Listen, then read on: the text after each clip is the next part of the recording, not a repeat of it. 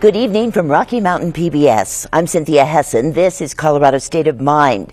On Tuesday, February 26th, PBS stations around the country will broadcast a special documentary called Makers, Women Who Make America, with the stories of American women's advancement over the past 50 years. You'll be able to see it on the air and again live as part of the Rocky Mountain PBS initiative, Women and Girls Lead. Makers features dozens of women who have led the fight for progress, as well as those who have opposed it, both famous and unknown. It includes the stories of Hillary Clinton, Condoleezza Rice, Gloria Steinem, Phyllis Schlafly, and many others who figure in the modern history of women and women's future. Tonight we'll hear from a few Colorado makers, beginning with one, Linda Alvarado, who founded one of the most successful construction companies in this region. She, in fact, is featured in the national documentary and recently joined me for a previous studio panel on the makers with Jeannie Ritter and Dylan McGee, who is the woman filmmaker behind the national documentary. Alvarado says from an early age she learned from her mother that it was all about making choices for yourself and raising your hand. I grew up with 5 brothers and no sisters, and certainly I had a mother and a grandmother. And while I thought it was basic training in torture, it actually enabled me to get very competitive in sports. And back to my mother and my grandmother, my mother encouraged me to play baseball. I built forts in the backyard. I thought every girl had an erector set. And I will recall that while my mother's mother died when she was under 5, she and her sisters came together generationally, not having the opportunities or the doors being open that I might have. I think the support system that they had, even though they were not alike, agreed on anything, I think women were beginning to understand that choice was the big opportunity. Field day, and I don't know if you had field day when you were in 6th grade, remember? And it was all about you're going to graduate and go to middle school, and they were going to have all these athletic contests. And I came home and I was a little upset, and my mother said, "Mijita, my little dear one, what's wrong?" I said, "I tried to sign up for high jump and they said no." She said, "Why?" I said, "Well, they told me only boys can do this." But she says, "You know how to do high jump." I've been high jumping in the backyard with my brothers. A lot of it was to escape from them but over the back fence. And she said, "Let's go." And I said, "Let's go." She said, "Let's go." I said, "Where are we going? We don't have a car." She said, "We're going to school." I said, "School's over." She took me to the principal's office. And I'd never been to the principal's office. And the principal was about 6'8", and my mother was 4'11" on a good day. And I'm sitting there, he's here, she's there, and she looks up to him and says, "Senor Blanco," which, please don't take that as a racial term. His name really was Mr. White, Michael White. And she said, "Linda really would like to do the high jump." And she says, "You don't understand, Mrs. Martinez, that girls get to do volleyball, they get to do dodgeball, they have lots of fun, we have snacks, you know, it's really cool." But she says, Mr. White, will you not think about it?" He says, no, this is our tradition." She says, "Well, just think about it." And I'm going, oh my God. We went home. And she said to me, "Linda," she said, "you got to raise your hand if you want to do something. Don't break the rules, but raise your hand." So, as I said, Linda Alvarado is among the many women's stories featured in the PBS documentary Makers. And tonight I'm glad to talk to some Colorado makers on this special edition of Colorado State of Mind. Carrie Kennedy is the Chief Financial Officer and Deputy Mayor of Denver and the former state treasurer. Dr. Jill Teachin, author of a book called Her Story, a timeline of the women who changed America. And also with us, Sherry Shink, who founded the Rocky Mountain Children's Law Center in 1981 to change the lives of thousands of abused and neglected children through legal advocacy. Jill, I'm going to start with you because when we talked earlier, I was so struck by how you got into doing this book on the history of women. It actually came from the technology area. You are a scientist and an electrical engineer. Yes, I'm an electrical engineer, and from researching historical women in engineering and science for an outreach program for the Society of Women Engineers, I started learning about amazing scientific and technical women, including Colorado Florence Sabin, who was the first woman who was elected to the National Academy of Sciences. And her accomplishment, we know her for...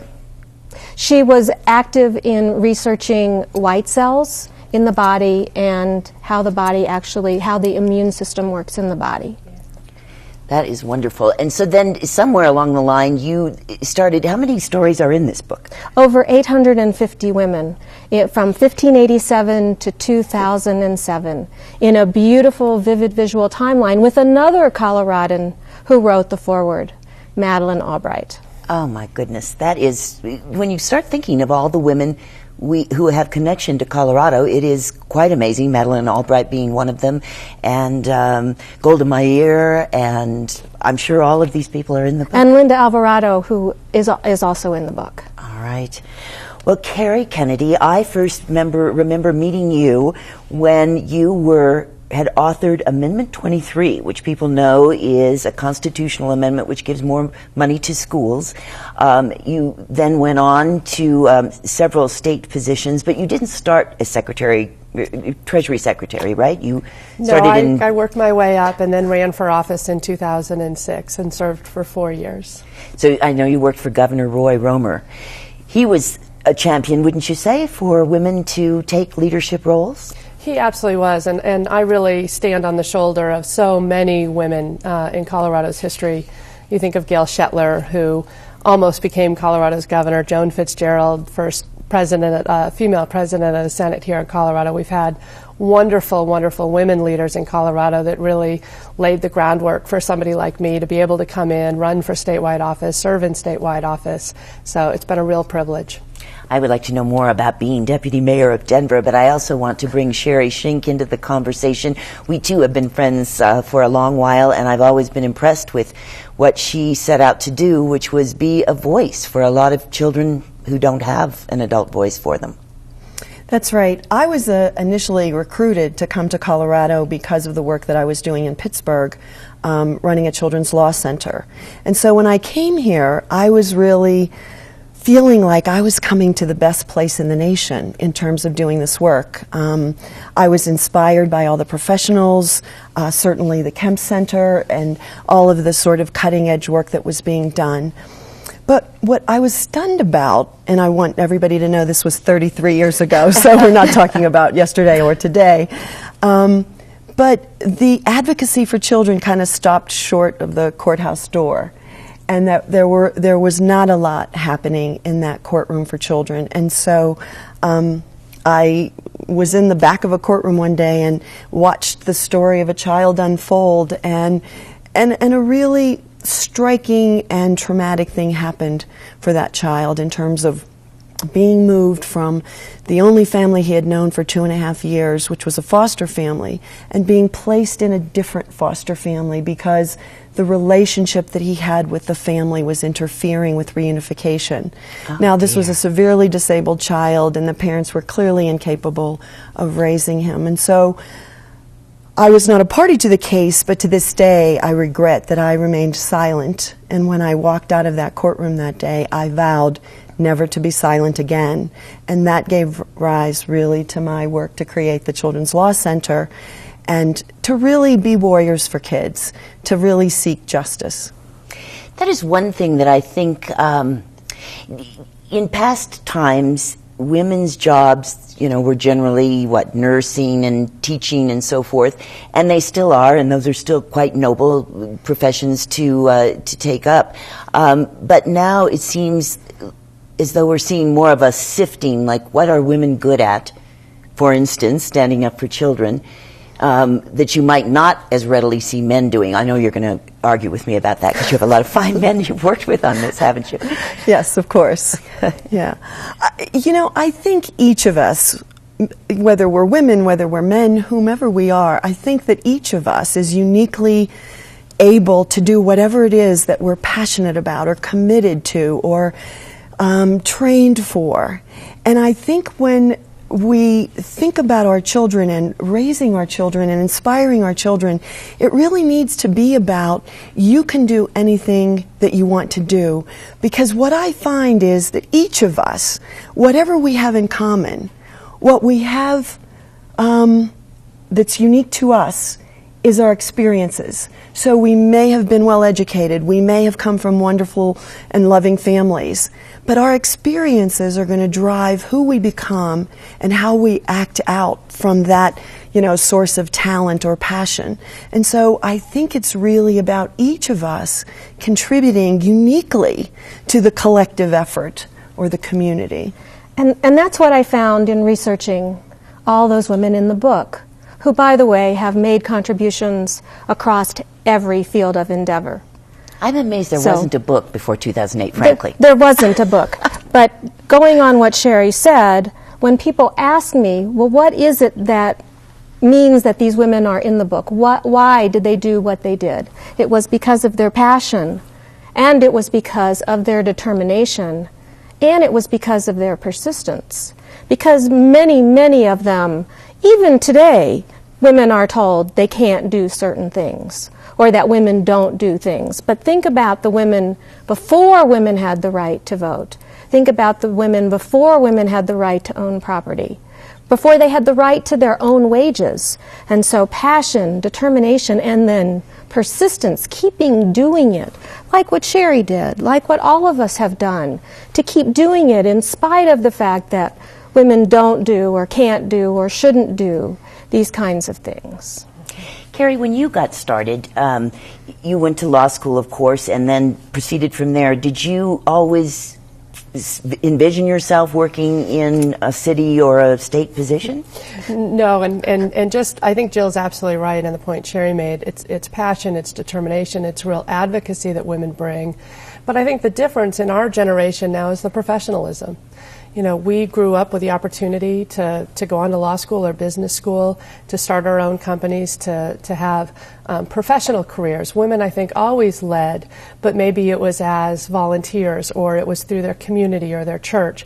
Now you're really seeing women in top leadership positions in the professional arena. And so you take the work, for example, of Sherry in the Rocky Mountain Children's Law Center. She's one of the best lawyers in the state. And the reason children have fared so well here in child advocacy, she's changed the laws, not just of Colorado, but of the country, that have benefited children all over the country. It's that level of professionalism that I think really distinguishes the great improvement that we're seeing in women breaking that glass ceiling and moving into these top positions. We have had so many in Colorado who are standout names with some national stature. Diana DeGette, who was on our program not long ago, pointed out that she thinks women who want to go into public life wait too long, that because of, they want to start their families, get that underway. Carrie, you have not done that. You've had your family quite, right along the way, as Diana DeGette did. Mm-hmm. Is it difficult? Yeah, and you look at Pat Schroeder, who ran for office, national office with very young children. Diana did it. I ran for state office with young children. I think it is a challenge for women. I think the commitments at home, particularly for women with children or ailing parents, there's a real tension there. And you look in the corporate world as well. The expectations today of hosting and entertaining clients in the evenings and on the weekends. I think it creates a real dilemma for women who want to advance their careers. Public life, public office, it's a wonderful opportunity for women because it's very family oriented. You spend a lot of time traveling the state, going to parades, going to county picnics, and all these are family friendly activities. But I do think in all of the professions, for women to reach for that highest level, it's a real challenge for them to do that young when they're raising a family. Jill, some of the other people in your book come to mind for different reasons. Swanee Hunt, Cleo Parker Robinson, Marilyn Vanderburg Atler, who was Miss America and then came to represent a huge women's issue. Yes, Marilyn Vanderburg Atler, who was, I think, Miss America in 1951, then revealed that she had been a victim of incest in the early 1990s and has become a worldwide advocate for survivors of incest. Cleo Parker Robinson is someone I say, it's like Maya Angelou. Maya Angelou speaks lyrically. Cleo Parker Robinson has to dance. That's how she moves. She has to dance.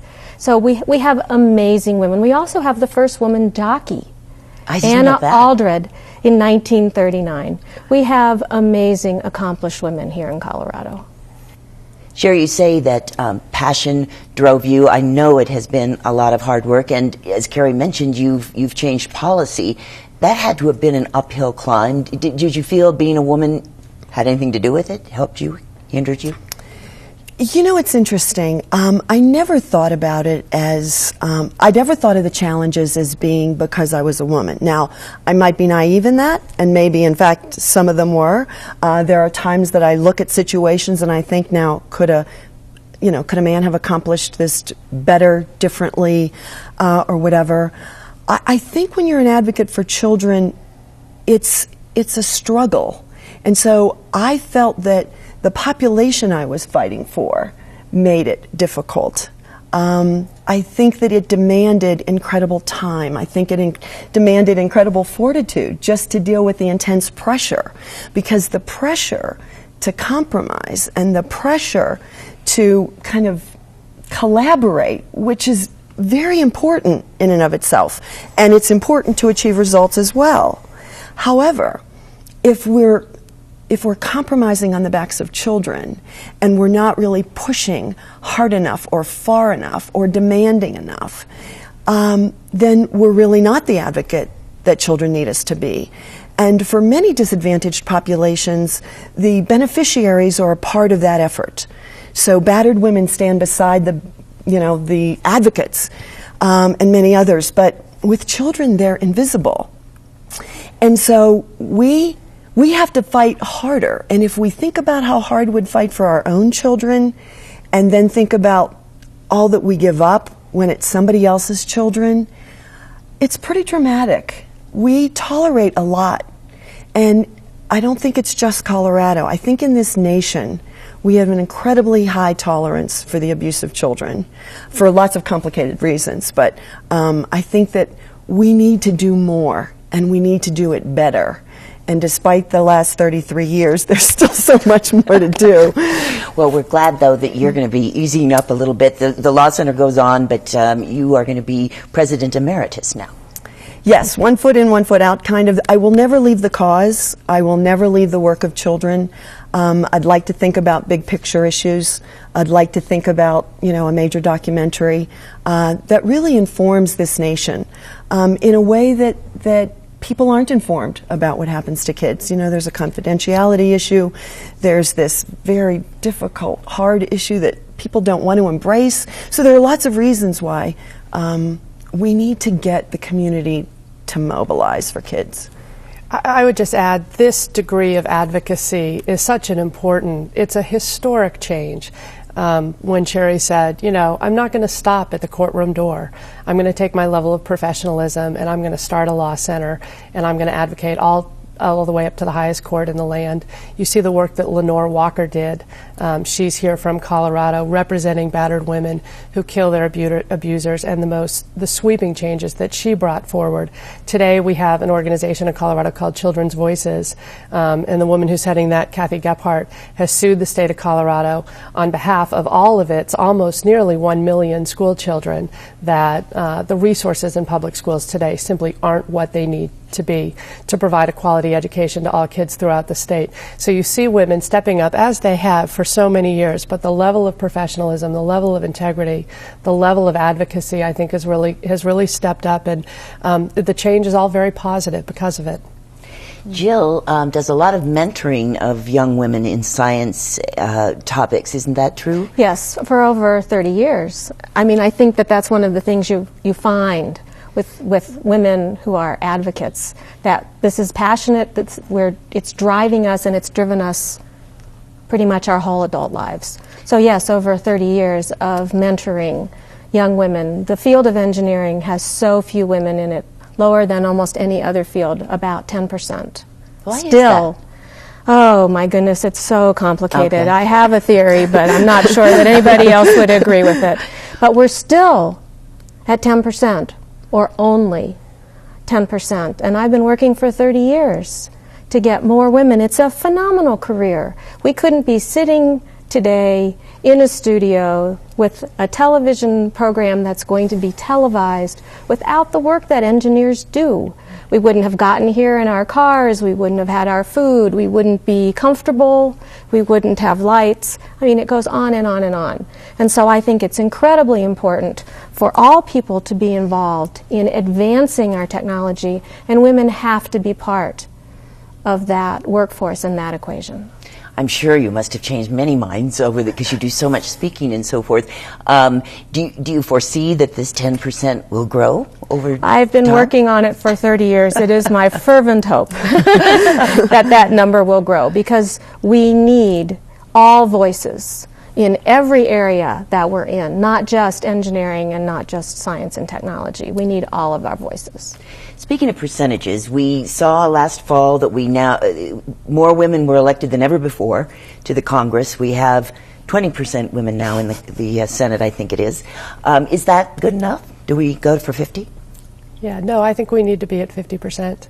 Absolutely. You want to have representation, broad representation of different socioeconomic groups, different racial groups, different cultural groups, and certainly gender equality represented in the decision-making roles in this country. I think that's the goal. Jeanette Rankin was the first woman elected to Congress in 1916 from Montana. And in 1916, Jeanette Rankin said, "We're half the people. We should be half the Congress." It's not any different today. It's the same issue. We're still dealing with the same issue. Did you, in writing Amendment 23 and everything that's come after it, because I know that has not been an easy ride, I guess my question is, did you feel as though you needed to do that because otherwise it wouldn't get done? Is that part of your motivation? Yeah, absolutely. I've had the opportunity to visit schools throughout the state, and we face many of the same challenges today that we did 15 years ago when the voters approved Amendment 23. I've chronically underfunded our public education system, and you see classrooms across the state today. They don't have functioning science labs. They don't have enough textbooks.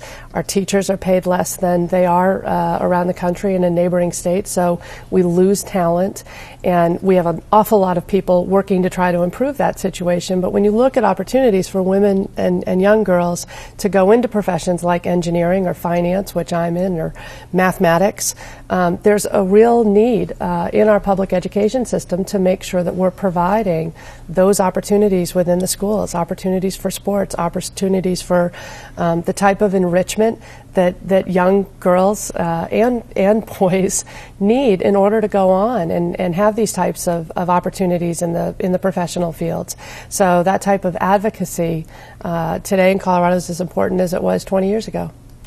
Before we run short of time, I think it would be great for each of you to tell us what you tell your nieces or daughters or whatever advice it is that you might give to a young woman. We'll go around this way. Jill, will you start? Well, I start with, you can do it, just like Rosie the Riveter during World War II.